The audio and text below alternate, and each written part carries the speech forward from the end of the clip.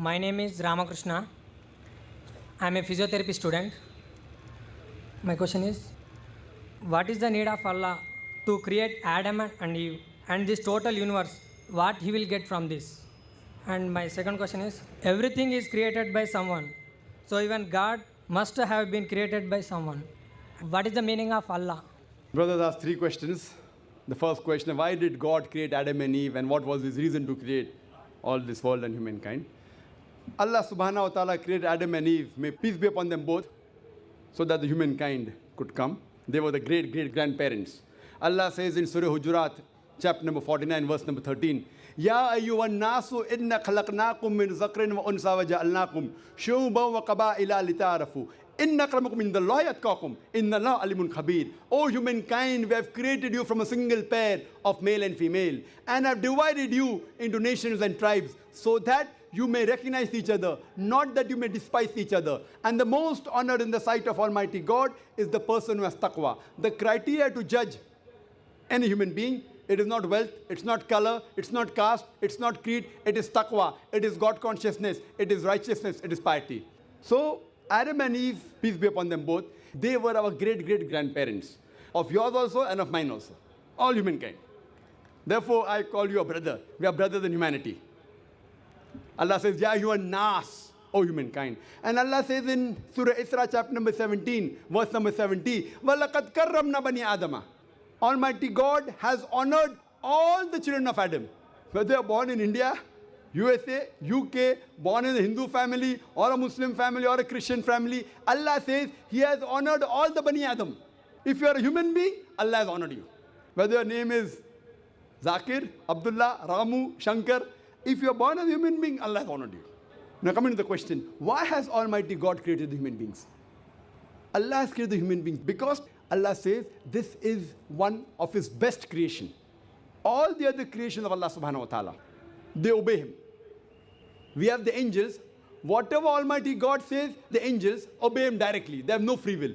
The human being is the creation of Allah subhanahu wa ta'ala, which has a free will. We can either obey Him or disobey Him. So Allah has created such a creation. We are one of His best creation, in the best of forms. But we have a choice of either obeying God or disobeying God. If we obey God, we will go to Jannah, we will go to Swarg, we will go to heaven.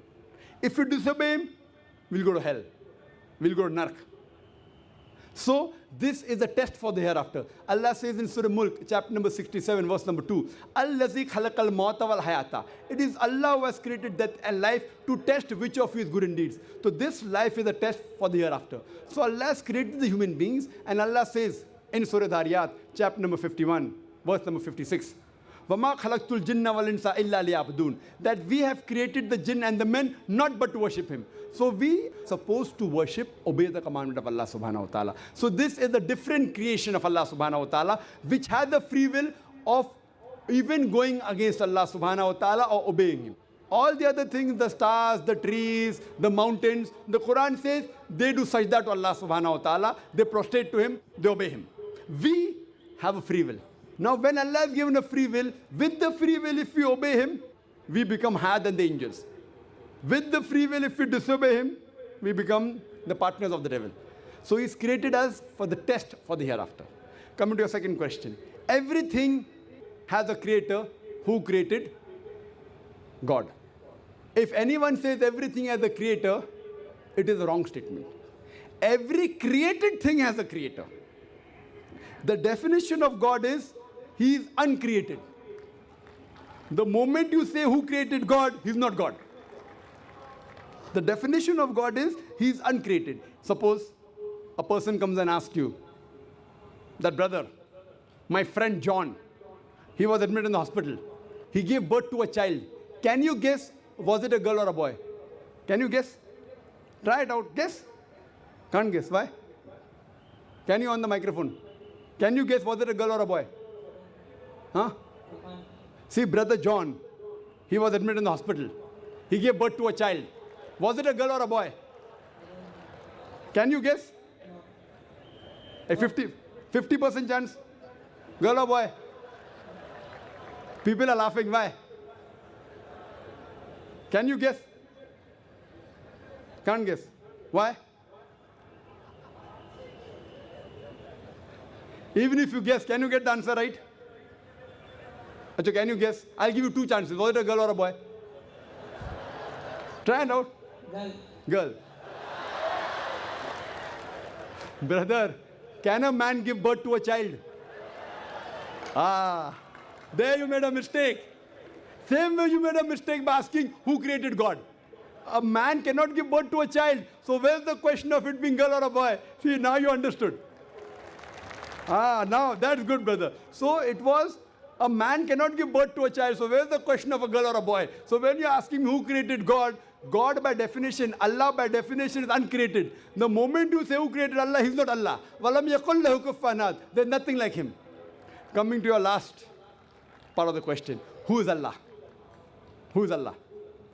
The best definition I can give you is quote to you Surah Ikhlas, chapter number 112, verse number 1 to 4. It's mentioned in the Quran, Kul hu Allahu ahad. Say He's Allah one and only. Allahu samad. Allah the absolute eternal. Lam yalid wa lam yulad. He begets not nor is he begotten. Walam yakul lahu kufuwan ahad. There's nothing like Him. This is a four-line definition of Allah subhanahu wa ta'ala.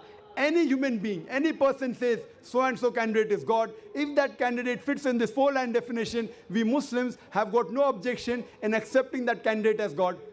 Four-line definition. This is the litmus test for theology, for the study of God. First is Qul hu Allahu ahad. Say He's Allah one and only. Allahu samad. Allah the absolute eternal. Lam yalid wa lam yulad. He begets not nor is he begotten. Walam yakul lahu kufuwan ahad. There's nothing like Him. If you go to the Hindu scriptures, the same is mentioned in the Hindu scriptures. Kul huwallahu ahad is mentioned if you read Chandogya Upanishad, chapter number 6, section number 2, verse number 1. Ikkam evidityam. God is only one without a second. Second test. Allahu samad. Allah the absolute eternal. Bhagavad Gita, chapter number 10, verse number 3 says, I am known as the Lord of all the worlds, the unbegotten, the beginningless. Third test. Lam yalid wa lam yulad. He begets not nor is he begotten. It's mentioned in the Shvetasvatara Upanishad, chapter number 6, verse number 9. Nachasya kasij, janita na chadipa. Of Him there are no lords. He has got no parents. Almighty God has got no father. He has got no mother.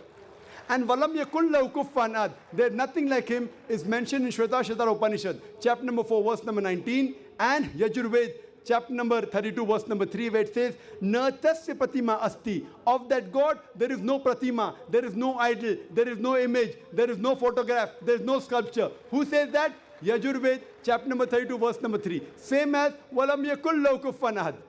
So any person saying so and so candidate is God, if that candidate fits in this four-line definition, we Muslims have got no objection in accepting that candidate as God. For example, some people say, Bhagwan Rajneesh is Almighty God. Once during question answer time, a Hindu told me, we don't believe Bhagwan Rajneesh to be God. I never said that the Hindus believe Bhagwan Rajneesh is God. I said some people believe Bhagwan Rajneesh to be God. Let us put this Rajneesh to test. First test is, Qul huwallahu ahad.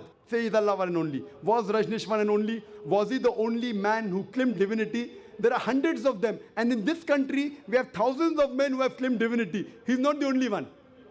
But Rajneesh Bhaksi said, no, he's unique. Let's go to the next test. Allahu samad. Allah the absolute eternal. Was Rajneesh absolute eternal? We know from his biography, from his autobiography, he was suffering from asthma, from diabetes, from chronic backache. Imagine Almighty God suffering from asthma, diabetes, chronic backache.